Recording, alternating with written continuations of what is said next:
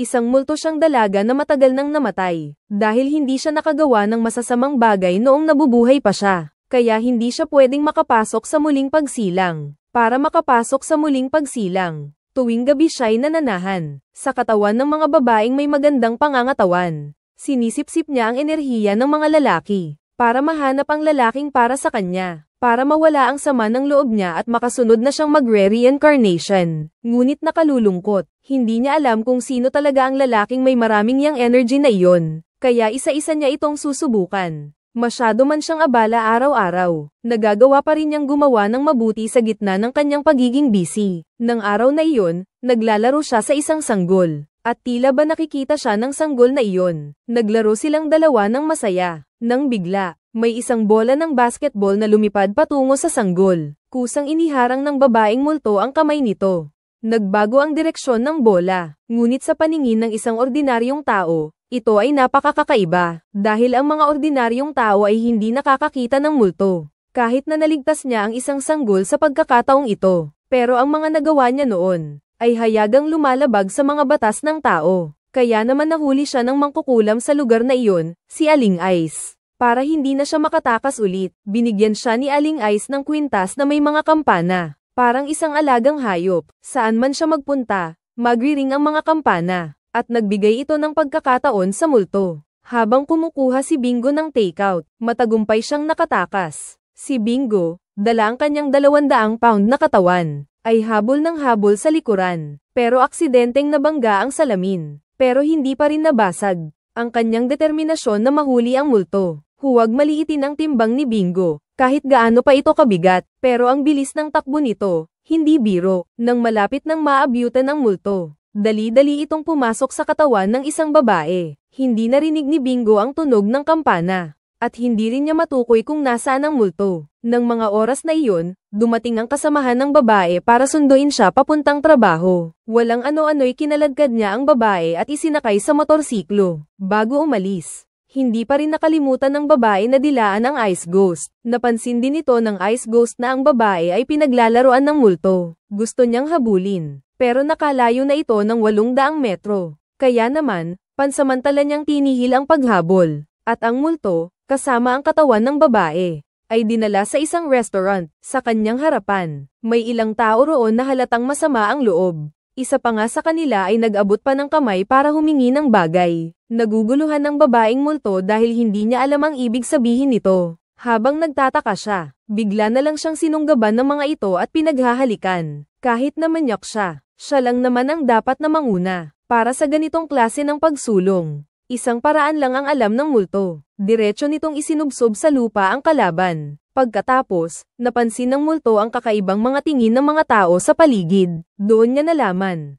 na ang lalaking kanyang sinubsob ay ang may-ari ng restaurant na iyon. At ang katawang tinitirahan niya ay si Fang Xian, ang tagahugas ng pinggan sa restaurant na iyon. Ang trabaho niya araw-araw ay ang walang tigil na paghuhugas ng pinggan. At palagi na lang niyang inuutusan ng mga kasamahan at ng amo niya. At ni minsan ay hindi siya lumaban. Hindi inasahan ng multo na ang may-ari ng katawang ito ay napakalungkot pala ng buhay. Ayaw na niyang manatili sa katawan nito. Kung hindi siya aalis ngayon, maghihintay pa ba siya para maapi ng iba? Pero bigla niyang natuklasan. Para bang nakakulong ako sa katawang ito. Noon niya naalala ang sinabi noon ni Ice Go. Kung sakaling mapunta sa katawang may kaparehong dalas, mahuhuli at hindi na makakaalis pa. Sa pag-iisip noon, halos mabaliw na siya. Nakita siyang nagpumilit, nagsusumikap ulit. Pero dahil sa sobrang pagpilit, bigla na lang siyang nawalan ng malay. Nang magising ulit siya, para siyang nasa langit.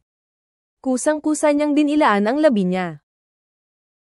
May grupo ng mga lalaking naliligo, pero may babaeng nakatayo sa may pinto. Hindi ito nahiya.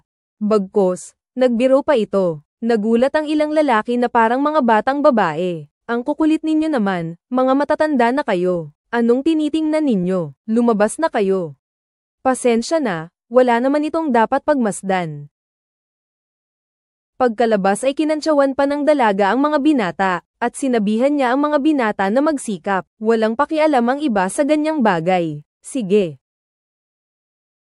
Mula nang matuklasan ng multo na babae na hindi siya makalabas kay Fang Xian, matapos ang kanyang paglalakbay, ay nagpas siyang manatili na lamang. At ang pinakamalaking dahilan ay, lalaki ang lahat ng empleyado rito. Siya lang ang babae. Ang mga kaakit-akit na tiyan ng mga kuya.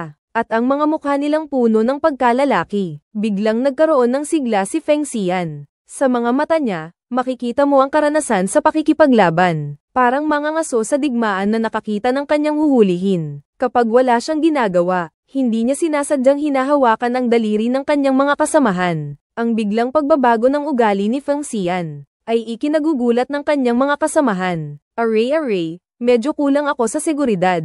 Gusto ko lang hawakan ang mga bagay na nasa paligid ko. Matapos nilang pag-usapan, napagkasunduan nilang ito ay senyales ng multiple personality disorder, at baka pumatay pa. Ang swerte naman, si Feng Xian pala ay nagsasanay ng paggamit ng kutsilyo ng mga oras na iyon. At saka dumating ang mga binata, nakita nila si Feng Xian na may hawak na kutsilyo. Agad nilang naisip ang panganib ng multiple personality disorder. Kaya naman nagsitakbuhan sila palayo, pero ang hindi nila napansin, ang akala nilang may multiple personality na si Feng Xian, nang hindi nila namamalayan, ay nagdulot ng hindi inaasahang saya sa kanilang buhay, pero siya pa rin naman ay pinaglalaroan ng masamang espiritu. Pagkatapos ng salo-salo, hinabol niya ang isa sa mga kasamahan na medyo gwapo, na napagmasdan niyang angkop noon. Gusto ko pang makipag-inuman ulit sa kanya ng pangalawang ikot, pero pagkatapos, hinawakan niya ang isa pa. Gusto niyang sumama pa uwi ang isa pa. At kung ano ang gusto niyang gawin, hindi ko na kailangang ipaliwanag pa. Pero ang hindi niya inaasahan, nagtaksi na lang mag-isa ang isa pa. At iniwan siyang mag-isa. Nakita ni Feng Xian ang sarili niya sa salamin ng sasakyan. Hindi ko maiwasang mapaisip dahil sa anino ko. Kaya naman pala hindi ako nagugustuhan ng kausap ko dahil sa itsura ko. Patag ang dibdib, patag din ang puwet. Kung lalaki ako, hindi ko rin magugustuhan ang sarili ko. Pero may isang problema pa akong kinakaharap. Pagkatapos kong sumapi sa katawan ni Feng Xian, hindi ko alam kung saan ako nakatira. Buti na lang at tumawag ang landlord. Binigyan ko siya ng huling babala. Paalisin ko na siya kung hindi pa siya magbabayad ng upa. Nahirapan pa naman akong makahanap ng matitirhan. Tapos ngayon, aalis na naman agad ako. Wala siyang matutuluyan. Kaya naman kinaladkad niya ang lahat ng gamit ni Feng Xian papunta sa restaurant, at doon na muna pansamantalang titira. Ang hindi niya inaasahan. Ang sarili kong amo ay nakatira rin pala sa tindahan. Nakita ko ang napakagandang pangangatawan ng amo ko. Napalunok si Feng Xian. Nakita ng amo si Feng Xian, na nasa lugar na ito ng hating gabi. Papatabuhin na sana siya nito. Sasabihin nitong hindi ito lugar para matulog, kung gusto niyang magpahinga. Ang hotel ay isang napakagandang pagpipilian. Si Feng Xian naman ay ayaw umalis agad. Sabi niya, may pagkain at inumin dito. At may kama pang paghihigaan. Ang sarap kaya ng buhay dito. At pansamantala lang naman siyang nanunuluyan dito. Sabi niya sa may-ari, huwag naman masyadong kuripot. Pumunta ka na lang sa bahay ng kaibigan mo. Wala akong kaibigan. Sige, matulog ka na lang sa hotel. Anong silbi ng ganoong lugar kung wala namang kasamahan? Para kay Feng Xian, ang mga salitang yan, kahit tama naman ang sinasabi niya, napagod pa rin ang amo dahil sa medyo malaya niyang empleyado. Kahit paulit-ulit na nagmamakaawa si Feng Xian na doon na lang siya tumira, kahit isang gabi lang sana, pero tinanggihan pa rin siya ng amo niya. Ganun pa man, dala-dala ni Feng Xian ang lahat ng gamit niya, muli na namang napadpad sa kalye, sa pagitan ng paliguan at maliit na motel. Pumipili siya gamit ang paraang bumbilya. Bumbilya, malalaking sundalo, maliliit na sundalo. Kung sino ang matapatan, siya ang pipiliin ko. Hanggang sa huli, ikaw o siya ang makakakuha nito. Doon pala. Pagdating sa bathhouse, isang itlog, isang baso ng milk tea, ang nagparamdam sa kanya ng kakaibang ginhawa at init. Busog na, libog na, parang angkop ang linyang iyan saan mang lugar. Pagkatapos kumain at uminom ng mabuti, at sinimulan na niya ang kanyang susunod na hakbang. Talagang gusto ko to. Kaya naman lumapit siya sa lalaki. Isang paggulong lang ay nasa likuran na siya ng lalaki. Yakap na yakap ang likod ng lalaki. Akala ng lalaki ay ang kanyang asawa, kaya hindi na niya pinansin. Napangiti na lamang si Feng Xian. Ang sarap pala sa bathhouse. May magandang pagtatagpo pa pala rito. Mahal ko. Dumating na pala ang asawa ng lalaki. Nang mapagtanto ng lalaki ang sitwasyon, dali-dali siyang tumayo. Nagkunwari namang tulog si Feng Xian. Gamulong siya at humarap sa kabilang gilid. Akala ng mag-asawa'y baliw ang nakita nila, kaya dali-dali siyang umalis. Pagkaalis ng dalawa, tsaka lang naglakas loob na imulat ni Feng Xian ang mga mata niya. Nako, sayang naman pala ang pag-asa ko. Sa kabilang bahagi ng paliguan, isang babaeng kumakain ng itlog, ang nakakuha ng atensyon ng lahat, hindi dahil sa ganda ng babae, pero ang babaeng ito ay talagang matako kumain. Kumakain siya ng 50 itlog, at uminom ng 10 baso ng milk tea. Parang nahulaan ni Feng Xian ang isang bagay. Sinenyasan niya ang babae na lumabas. Tiningnan ng babae si Feng Xian. Sa sumunod na segundo, biglang naghiwalay ang katawan niya at may lumabas na babae. Ang babaeng ito pala ay kapareho ni Feng Xian, pero isang gutom na multo siya. Dahil walang nag-aalay, napipilitan siyang sumapi sa mga tao, sa pamamagitan ng walang tigil na pagkain. Kaya niya mapapanatag ang kanyang gutom na kaluluwa. Nagreklamo siya kay Singsing kung gaano karami ang mga multo ngayon, pero konti na lang ang nag-aalay. Kaya napilitan siyang gawin iyon.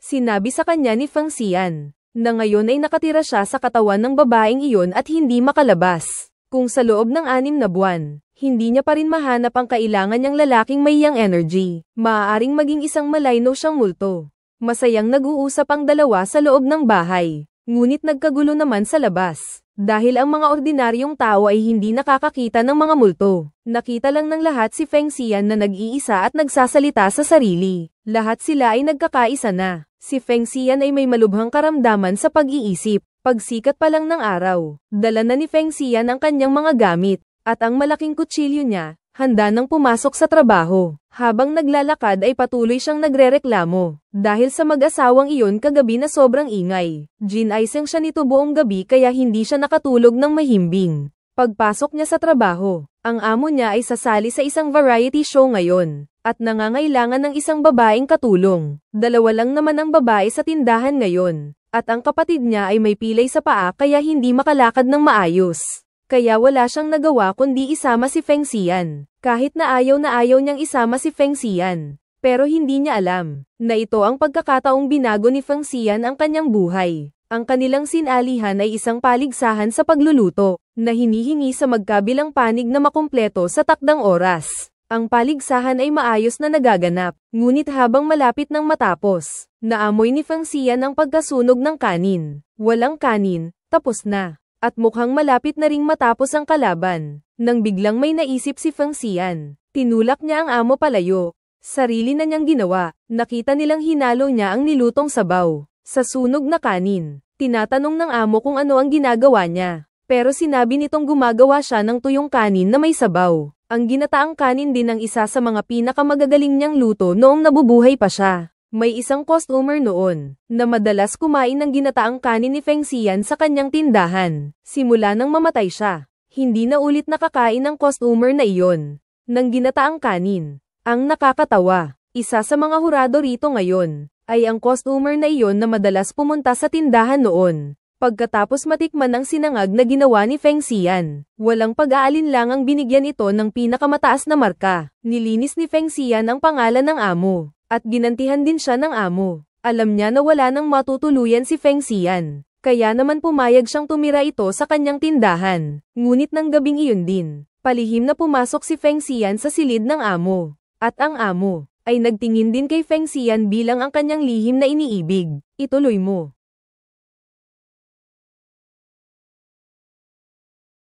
Naghahalikan silang dalawa nang walang pakialam, hanggang sa may aso sa labas na yumengal. Doon lang sila natauhan. Lubos ang pagkagulat ng amo nang matauhan siya. Paano napunta si Feng Xian sa kanyang silid? Ipinaliwanag ni Feng Xian na dahil daw sa sakit mo, kaya siya pumunta para tignan ka. Pero ang amo, ay basta na lang siyang itinulak palabas. Si Feng Xian ay patuloy na nagrereklamo pagkalabas. Nang bigla siyang may naalala, ang mga lalaking naging malapit sa kanya noon, ay hindi nakayanan ng kanyang lamig. Lahat sila ay walang eksesyong na hospital. Samantalang ang amo niya ay parang walang nararamdamang anumang masama. Siguro ito na ang lalaking may yang chi na hinahanap niya. Kaya bumalik ulit siya sa amo niya, para kumpirmahin kung may nararamdaman itong kakaiba sa katawan. Ayos ka lang ba?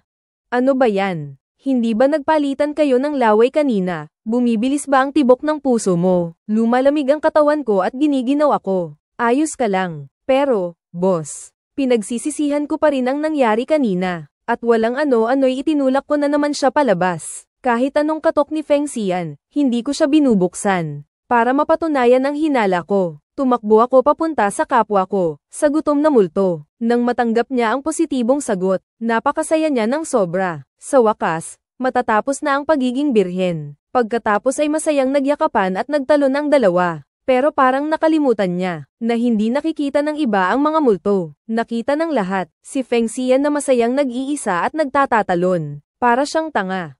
Pagbalik niya, nag-iba na ang tingin ni Feng Xian sa amo. Saan man, kailanman. Lihim siyang tinititigan nito ng mga matang matamis. At nakamamatay. Napahiya ng husto ang amo. Kaya napagpasyahan niyang magpalit ng damit at lumabas para makapagtago.